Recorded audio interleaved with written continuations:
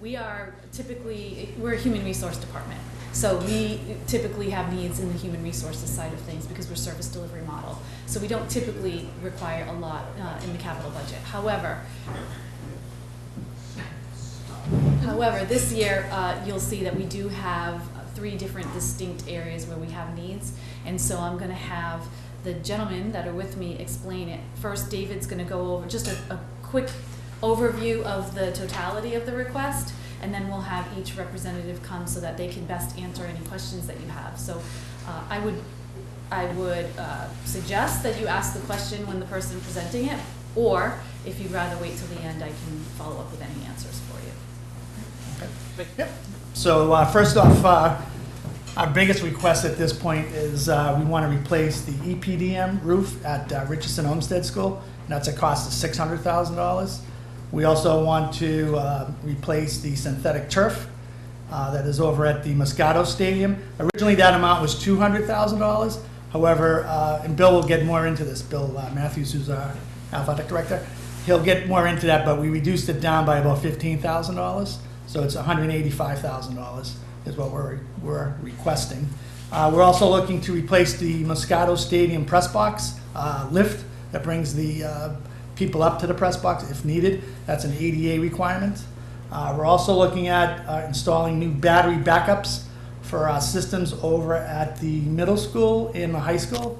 And John Souza will get more into that, but it's more like when the generators or when the power goes out, there's about a split second where it transfers over to the generator, and during that split second or two, that can cause havoc with a lot of our mechanical systems and our computer systems. So John will kind of go over that with you.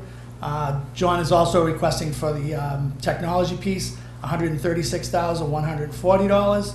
We're also looking at projectors at $36,550. And we're looking at network upgrades of $30,145 for a total of $1,068,860. I think I had that right. Okay, so I'll just kind of review the roof. I just want to do, I kind of skipped this a little bit, but I want to introduce some of the folks that are here. So we have Bill Matthews, who is our athletic director. He'll talk about the Moscato Stadium synthetic turf. We also have John Souza, who's our IT director. He'll talk more about the technology and the battery backups. I also have Rich Gorham from Russo Bar. They're consulting on the replacement of the roof at Richardson Olmsted. They were hired to develop the specifications. We've gone out to bid for the roof. We are actually going to have the roof bids are actually due tomorrow, so we'll have more of a solid number. Right now, I think we estimated $600,000, but tomorrow, once we get all the bids in, tomorrow afternoon, we'll have a pretty good idea as far as what that amount will be.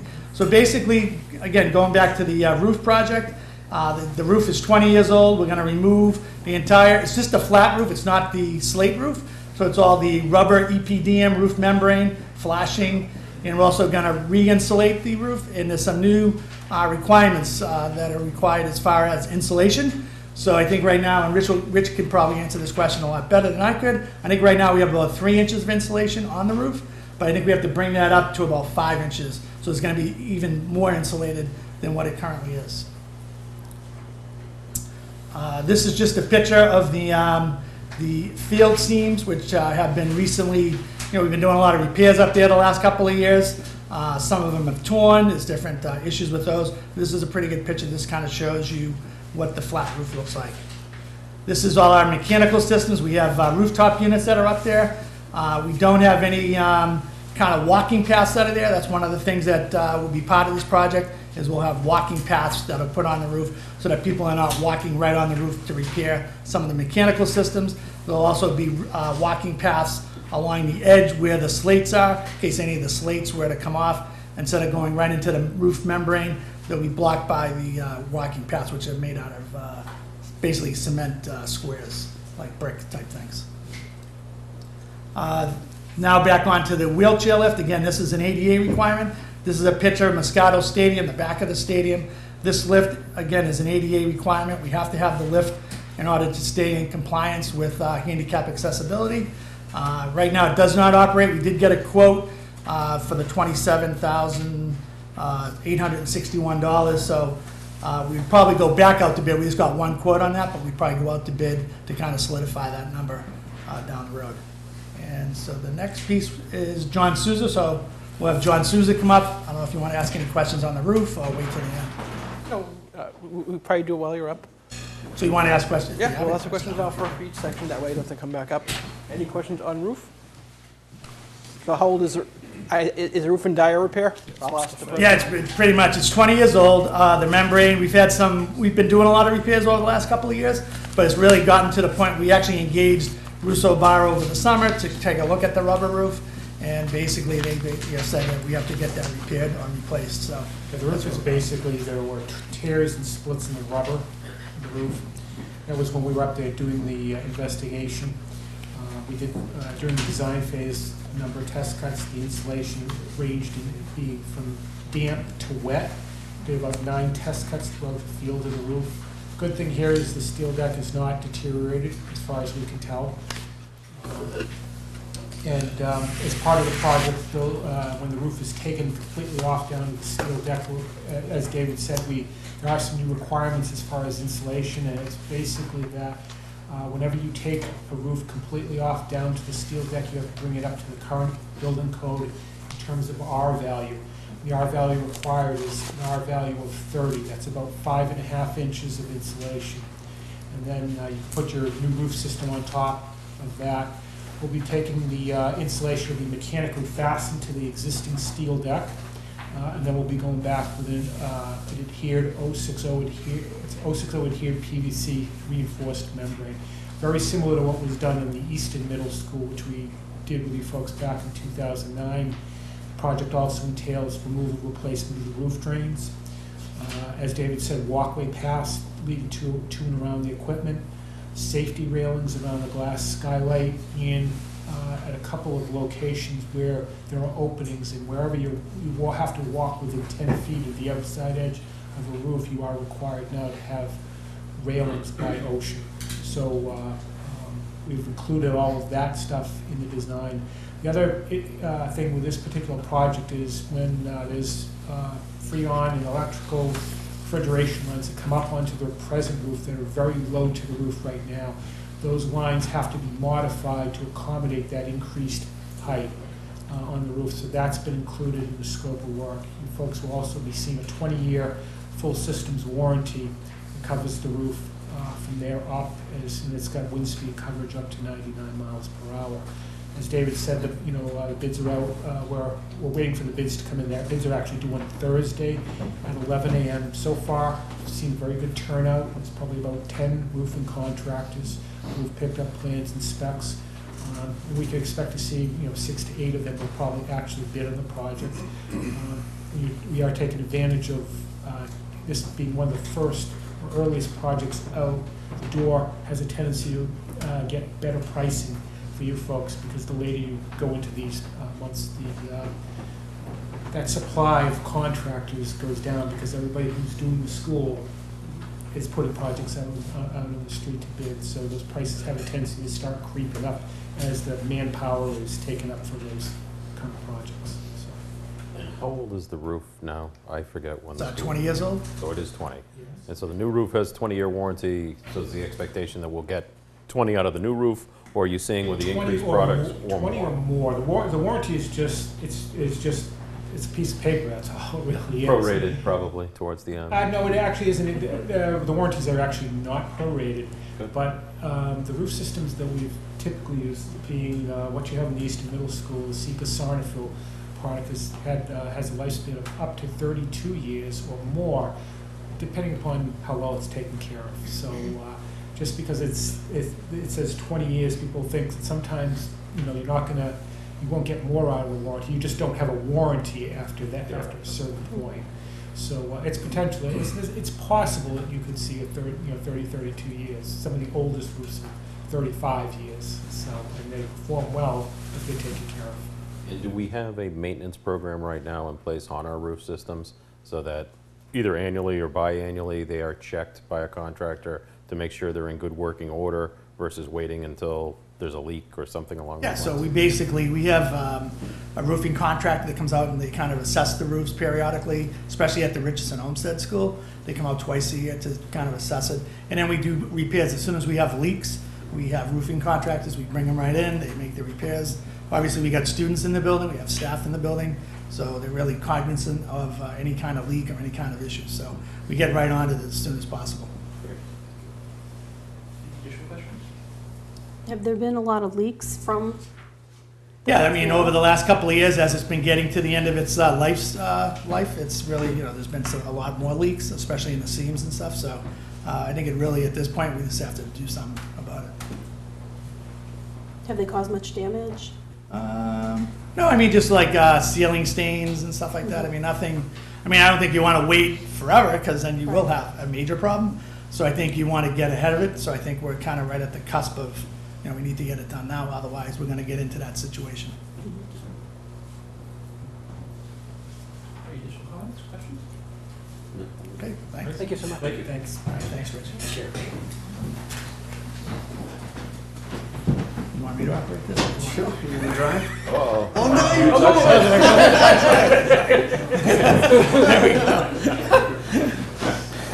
don't! So, my name is John Souza, I'm the Director of Technology for Easton Public Schools. Like David mentioned, this year we're asking for storage, computers and projectors, and battery backup systems. I'm going to start with the network storage that we're looking for. Back in 2011, the school system opted to virtualize all of our systems, and this increased our uptime and our reliability. The system was scoped to last for 5 years. It came with 2 servers and 2 storage appliances, and the idea is that should one of them fail, you have the other one to fall over to. We knew that this replacement had to happen about 5 years after, so we're looking at about 2016. We've been picking away incrementally at the pieces we need to upgrade the entire system. So we got, in year 4, we got a couple of servers replaced through through a non-roof related leak. But insurance replaced 2 of our older servers, so we have those set aside, ready to go. The last piece that we need is this second storage appliance. We were able to get a smaller storage appliance 2 years ago.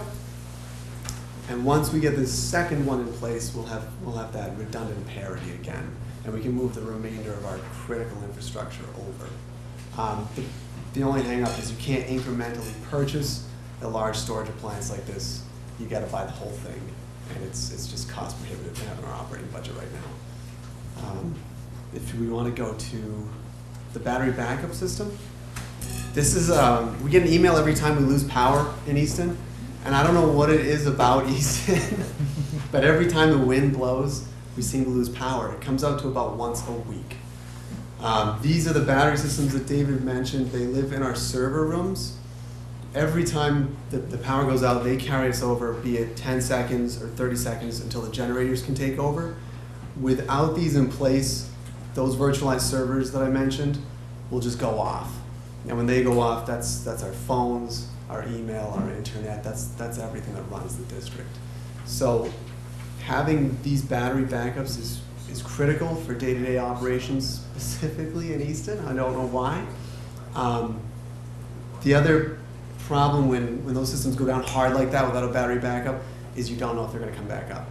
So something could get damaged, and that's downtime. So we're asking for 2 of these, one for the middle school and one for the high school.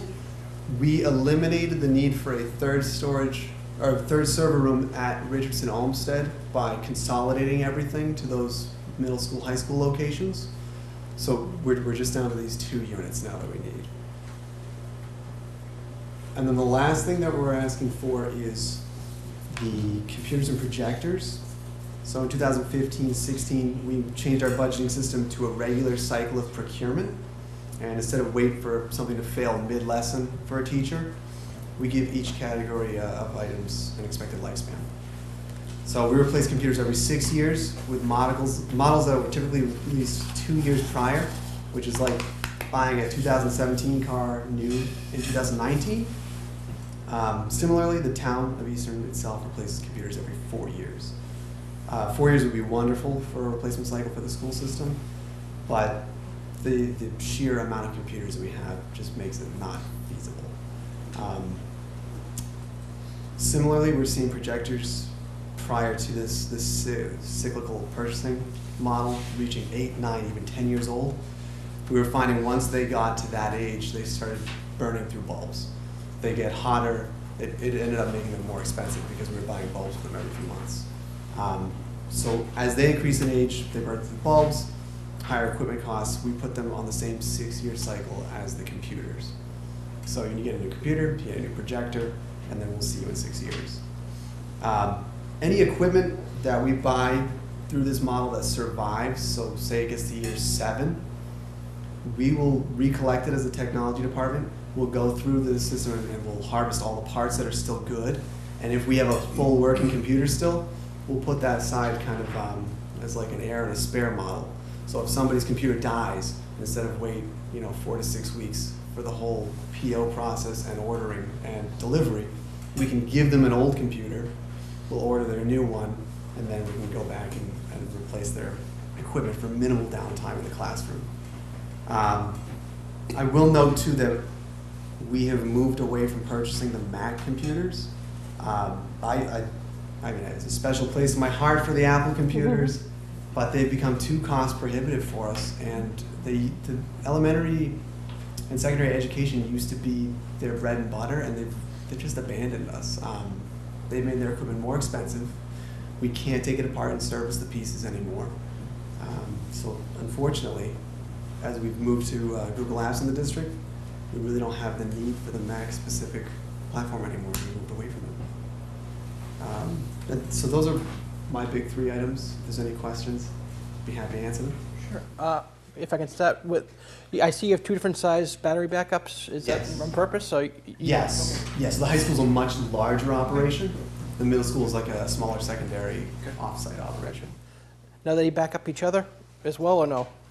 Are they 2 separate servers? Like, is there a backup server for the high school at the middle school and vice versa? If there's an issue. So all the high school stuff backs up to the middle school. Yep. And then we have basically a big waterproof, crush-proof case, and we pull the drives out once a month, and we'll swap them. If I may ask about the projectors, are you sticking with the lamp projectors, or are you moving towards laser? For So we tried a laser projector, and they're phenomenal, but they're $2,000 each. The lamp projectors, they're about $650 each, with bulbs. I mean, you can make a case for it. If we do them every 6 years, that's 3 projectors over 18 years. The laser projectors are supposed to last 20 years, but obviously nobody really knows that yet.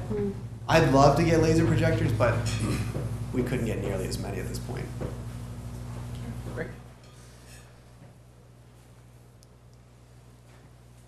Any other Good. questions? Wish you could Thank you. teach the colleges to move from the Apple platform to the Mac platform, or off the Mac platform. And they're such great devices, but you keep getting these updates from Apple like, oh, by the way, you can't remove the hard drive anymore, and you're not supposed to open it or it's out of warranty. I had to buy 2 Macs for my kids. They drank the Kool-Aid. I returned the PCs. Hi, I'm Bill Matthews. I'm the athletic director at Olive Range. So I'm here to talk about the need to replace the turf at our stadium and to resurface the track. So the condition that we have now, both the track and the field are deteriorating very rapidly. As I've seen it go through its life cycle, it looked really good 5 years ago, and then 3 years ago, 2 years ago. Now we're really seeing the fibers, those green fibers that look like grass that hold the infill, those are breaking off. And literally when people come off the field, their shoes are covered in those fibers. It's like a static electricity. But the reason they are available to stick, so to speak, is they've broken off. And that's typical in the turf fields over the course of their life. The expected life of a turf field is 8 to 10 years. This year will be the completion of our 10th year. So I think that we've been told by the experts that we've done a good job of maintaining the field, but at some point, no matter what you do, it's going to need replacement. The rubberized track surface is aging. If it's resurfaced, they coat it with a latex coating, multiple coatings. If it's done within an appropriate time, and we're within that window, they can just put the surface on it. If we wait too long, it gets to a point where the resurfacing won't adhere to the existing surface. And then what they have to do is go in and bulldoze the whole thing, take out the subsurface and start all the way from the very ground on that. So the urgency is really, if we wait too long to resurface the track, we'd have to do a full replacement, and the estimated cost of that is about 3 times what it costs to just resurface it. And then if the field degrades too much, and the infill is, it just kind of dissipates, it can become harder, it ultimately can't be used any longer. It'd be something that we would have to shut down. So if you go to the next page, this is just the community usage of this facility is amazing. I'm at the high school almost all the time. It's not just the high school. Obviously we use it a lot for all of our athletic teams. We use it for the marching band, and then you expand from there. Middle school sports uses it from time to time. You also have just all the youth groups like football, lacrosse, soccer. They use the facility. And it's amazing the number of people that come up there and walk the track, run the track, kids that come up and play pickup games of soccer, lacrosse, you name it. So I guess my message on that part is it's really a community resource, one that's used by the entire community. On the funding, I will say that you guys are the last place that I've come for funding. What I've tried to do is come up with a plan to be able to fund the replacement of the turf and track and to reduce the request for capital as much as I could. So we went in and we requested as much CPA money as we could based upon what was eligible to be paid by CPA. There are certain things that you can't purchase by law. That includes like the actual turf and some of the other things. So that's the $380,000 that we requested at CPA, $50,000 from the athletic revolving account. I've talked to the folks that are working on the fundraising. We feel that it's realistic to raise $200,000 on the private fundraising side, but where that leaves us is $185,000 short from what the estimate is. Now, we don't have actual bids in, but we feel that we need the $185,000 to make sure that we're in a place that we can move forward with the project. And the goal would be to have the funding in place so that we could move forward this summer and actually have the project completed sometime this summer before we start the fall programs. And as far as doing the project, is it the track and the field done at the same time? Or Yes. is the field done first, then the track after all the equipment's, but it's... Yes, yes, so it does come slightly after that, but it's like once they get the stuff off the turf, then they're going to the track, yes. And what is the life on a new track field? A new track, excuse me. A new field, I should say. That resurfacing, my understanding is it could go 6 to 10 years. I don't believe that there's a warranty on that. There wasn't an existing warranty when I received the current one. But I think that that's the expected life, and I think that they can resurface it. Certainly one time there may be one more opportunity. That would have to be assessed whether it could be resurfaced one more time or if they'd have to go in and... And what type of technology are you looking to on the field now? In terms of technology? So turf. the product, they've evolved the product a little bit. They had some problems with UV degradation. It's not that they've solved that, but they've improved it. So they feel that the turf fibers will hold up more. They have things like monofilament, split filament. It's dizzying in terms of all the different options you can get and which might be preferred by field hockey versus soccer versus football. But it's very common to use a fiber that's kind of a combination of those two things. That seems to be very popular with a lot of the area schools that have similar sports that we do. In terms of the infill, we're looking at recycling the chrome rubber that's in there. Part of the reason for that is cost savings. It's been tested by the engineering firm that we have, and they feel like it's usable. So we're going to harvest that infill, reuse as much of that as we can, and then of course we would have to purchase more infill to complete it.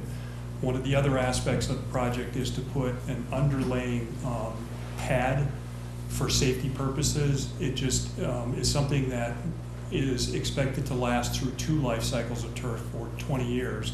And it just ensures that the surface has the appropriate cushion, even if there's some degradation in the infill. If the turf fibers break down, et cetera, over the life of it, that underlying pad is being positioned in the market as something that will ensure that you're always safe. And we feel that we would definitely want to go ahead with that as a part of it. Is that included in this quote here? Yes. Okay, great. Any other questions from the board? Do you have a breakdown between like how much is actually for the turf and how much is for the track out of the total? Yes, the estimate on the track is about 135,000. Yep.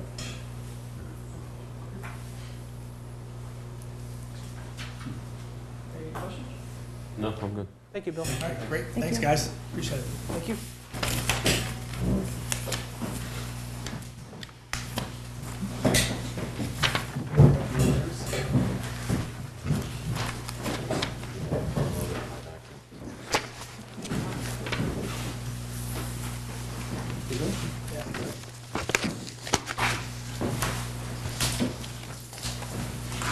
Right.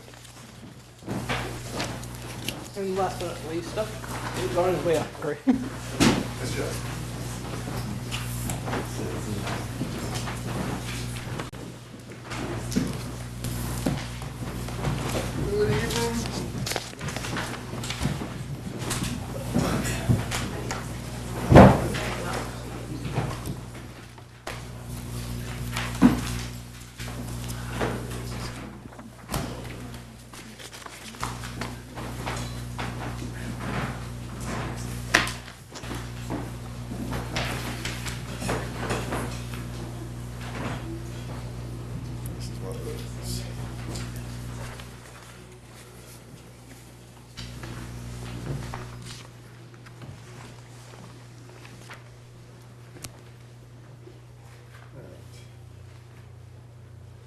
Wendy, I get some hard copies, Wendy, if you want to.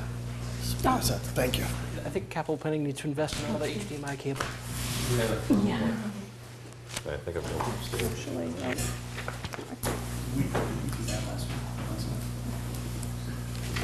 Yeah, I believe so.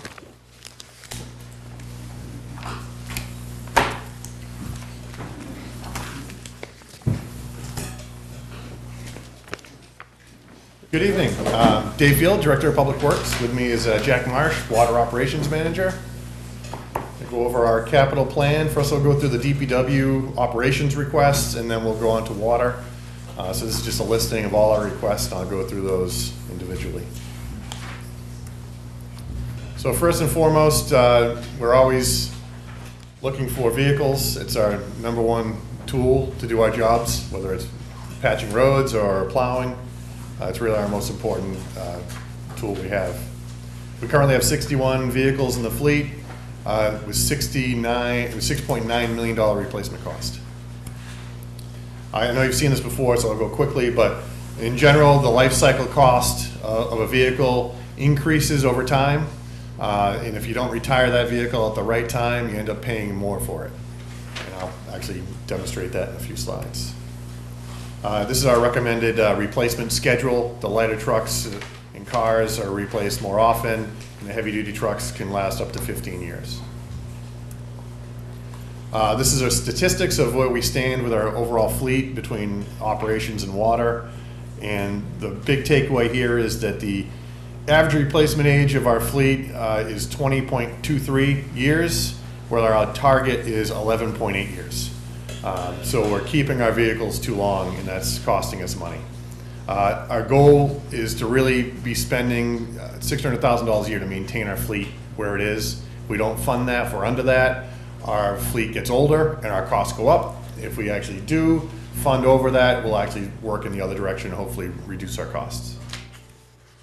So I pulled this up using the last 2 complete fiscal years of repair costs versus retirement age. The DPW operations division we're 10 years past our target replacement age. The water is much closer to the target at 3 years. So I just compared those two, our maintenance costs, and over the total fleet of DPW with 48 pieces, we're spending $2,260 per vehicle per year on maintenance. That doesn't include labor. That's just physical parts and supplies for our vehicles. On the water side, looking at their total pieces of 13 pieces, they're at $690 per vehicle per year. Quite a difference. And then looking at frontline pieces, because we have a lot of pieces in the DPW that don't go a long way. We have a Bobcat that doesn't get out much. Sidewalk tractors are used, 4 or 5 times a year. So looking at our frontline pieces, it's even more startling. We spend $4,492 per vehicle, and the frontline pieces for water, $815. So if we are able to have the DPW operations fleet retired at the same age as water, we estimate we save between $92,000 and $102,000 per year in maintenance costs alone, again, not including labor. So keeping our vehicle is not good for anybody unless you own a parts store that sells to Easton. So with that said, we're requesting a few vehicles. Number 61 is our backhoe. It's at 15 years age right now, which is the retirement age. It's got significant corrosion issues like most of our vehicles do, especially as they get older. We're requesting to replace this with a new backhoe. If you have any questions, please stop me at any time. I'm happy to answer any questions. We're looking to replace number 2. It's 20 years old. Again, low miles, but this has been a problematic vehicle. It's a standard, so it wasn't used for a long time, and when it was new. We use it now, but it's well past its retirement age, and as it gets older like this, it just costs a lot of money to maintain. We're proposing to replace this with a large 6-wheeler like we have in our fleet now. We're asking for, this is the first new item I've asked for. It's a front end loader to augment our fleet. We currently rent a front end loader. We have for the last 4 years for our winter operations. It's really necessary. We have a front end loader is one of the most versatile pieces we have for snow removal. Having this in-house is very important.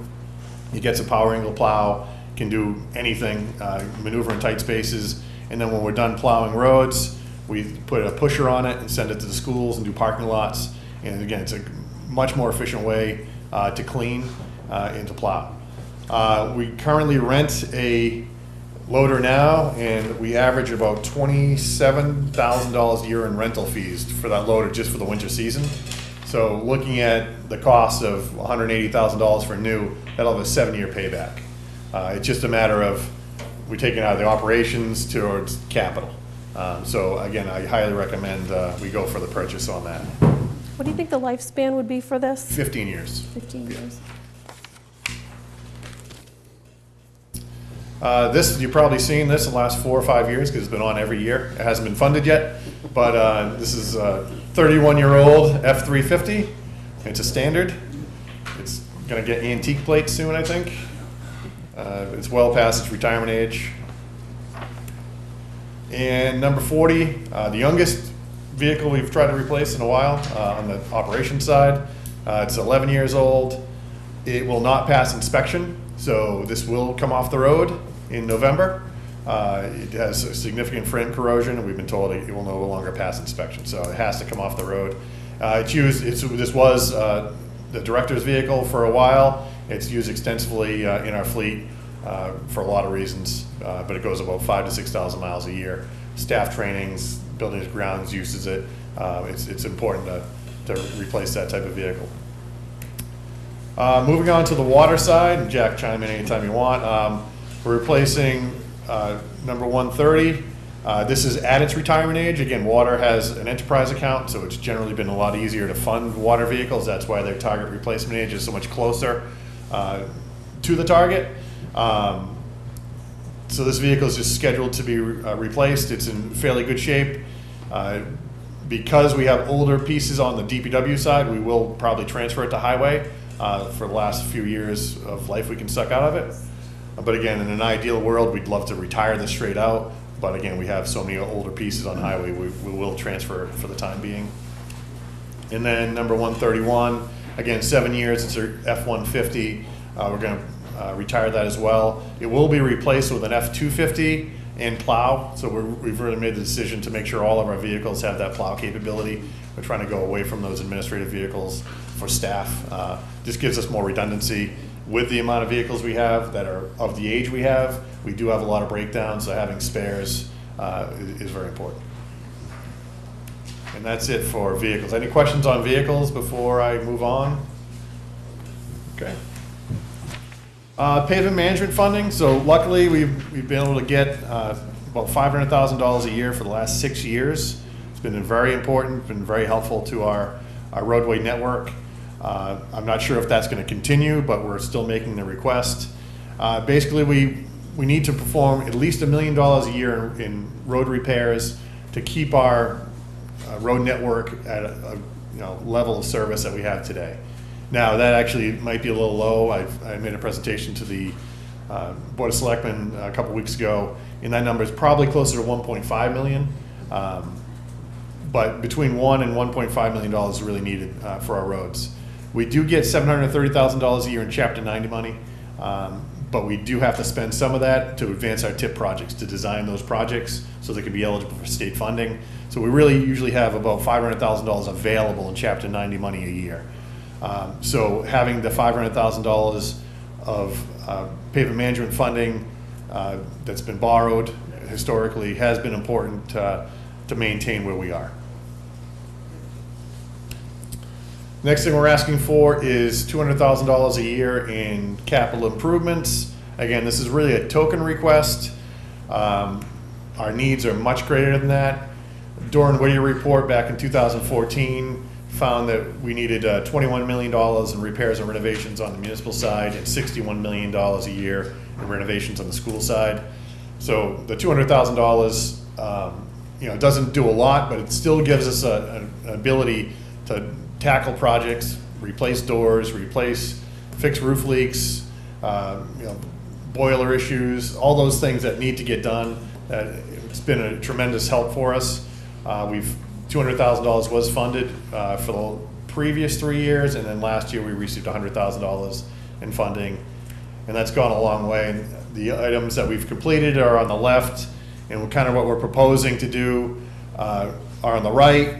The total of those new items total around 300,000, so we won't be able to get all those, but this is kind of a fluid list. We take the Doran Whittier report and we try to get those high priority items done, and then we also kind of roll with the punches and try to handle things as they come up as well. For instance, the fire station, they're looking to convert a shower room into a full bathroom. They need female accommodations now, so we're proposing to do some capital upgrades there. Frothingham Hall needs work on chimneys, the electrical service, whether that happens with the generator request or not, they'd still need a new electrical service. They need exterior doors, just a litany of projects. So if anyone has any questions, I'd be more than happy to go through those, but that's kind of what our hit list is right now. The DPW Environmental Health and Safety Plan. So we've done an assessment with engineer Ty and Bond, and they've identified $140,000 in needed upgrades to our health and safety, and that's basically 57 different deficiencies they've identified throughout all our facilities. They include personal protective equipment needs, petroleum storage, hazard material storage, hazard communications like signage and walking and working surface issues, fire protection, lockout, tagout, electrical issues, training, ladders, gas cylinder management, load ratings and overhead storage, et cetera, et cetera. So we're just trying to knock those off as we can. We were able to get $35,000 of funding at the last town meeting, and we're working on some of those high priority items right now, and we just want to continue that. A new item for us is the ADA transition plan.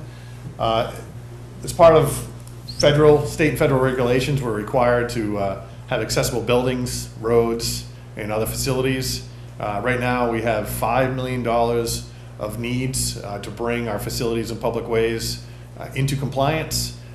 We can't obviously do that all at once, so we're asking for $100,000 a year to try to implement those high priority ones. Basically replacing curb ramps on roads and basically bringing our facilities up to grade, up to code. We've had some luck in the past with some grants, and we'll continue to pursue those. like the grant for Frothingham Hall, we received $54,000 to put a new access ramp on that facility. So that all counts towards our transition plan, but we do have to show a good faith effort in kind of knocking off these items. If we don't fund it, we'll be at risk of civil rights violations.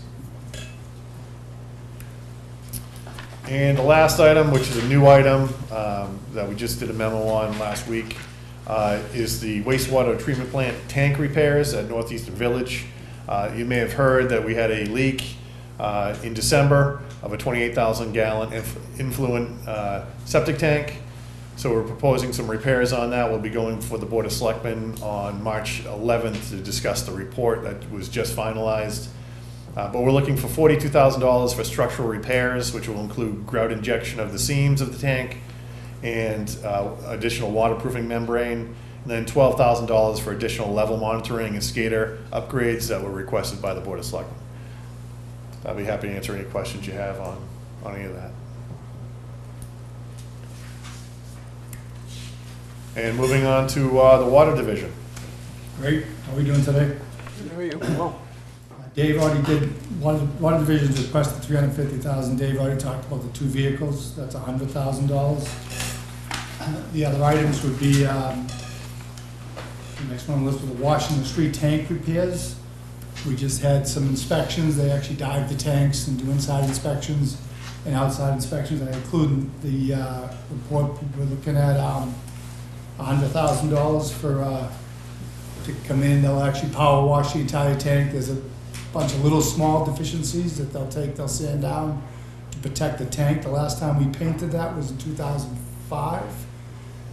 With these repairs here, we should be able to buy another 5 years in and try to get 20 years before we have to paint it again.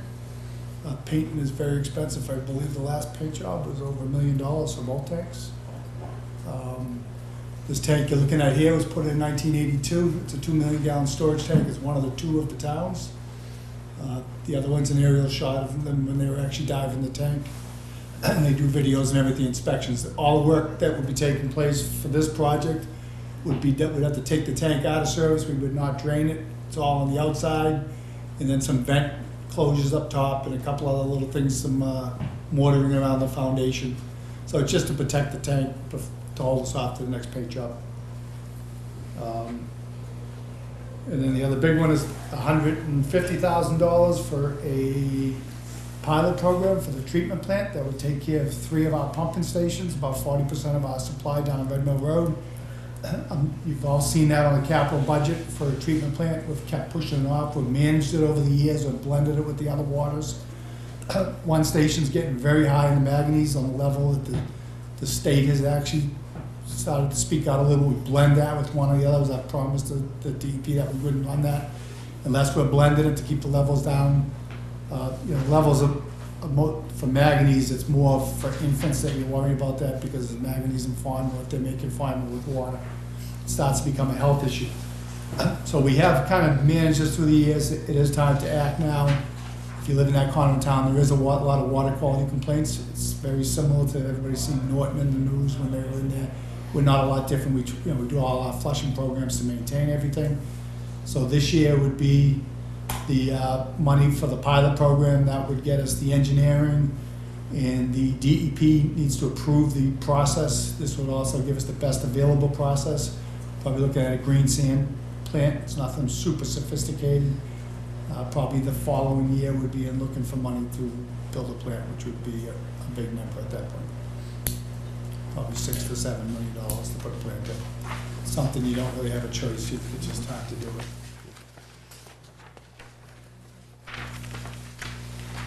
any questions for water? No, we need it. Always bringing good news to us. Yeah, exactly. Yeah.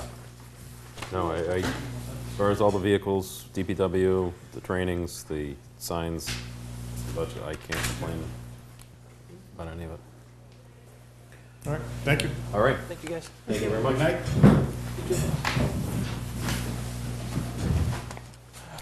All right. Last item I see on our agenda is the approval of minutes. Minutes were sent out to all of us. Everyone have a chance to review them? Questions, comments? I'd make a motion to accept. Second. All those in favor? Seeing none opposed, that motion passes. Wendy, what's our next steps and next meeting pieces? So our next step would be, we should meet with the town administrator, go over all of the requests. I'll compile everything and create one master list. And then we can meet with the town administrator, talk about this year's budget process. It's gonna be another lean year, I will say. And then we can work on prioritizing the list. Sounds like our normal procedure then. Yes. What's Powerball up to? Not enough. Not enough. Exactly. Well, seeing no other business? One thing I did want to just mention is, this is Roseanne Hoffman. She's Hi, Roseanne. Good evening. hopefully she'll be our new recording secretary. Karen Gilbride Raynard, she submitted her resignation. She does multiple boards. She had done multiple boards and committees, and she's been doing it for 12 years. Wow. Yes. Yep. 12 years.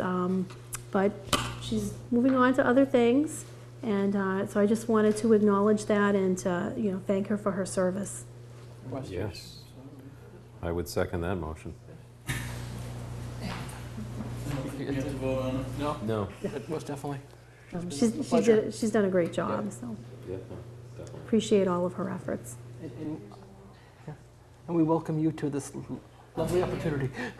Yes. So, motion to adjourn? I apologize for being late. Let's have a second. Second. All those in favor? Aye. Seeing none opposed? All right. Motion passed. Thank you, everyone. So, I noticed that the light wasn't on up in the corner. Up in the corner usually. It usually is. But they set everything out. Nobody's come down. I know there's other meetings going on too. So. Oh, there goes. Thank you. All right, good. So they got us. So they got my bad joke about the max. Yep. Steve Jobs has been talking to me for weeks. No, I had such a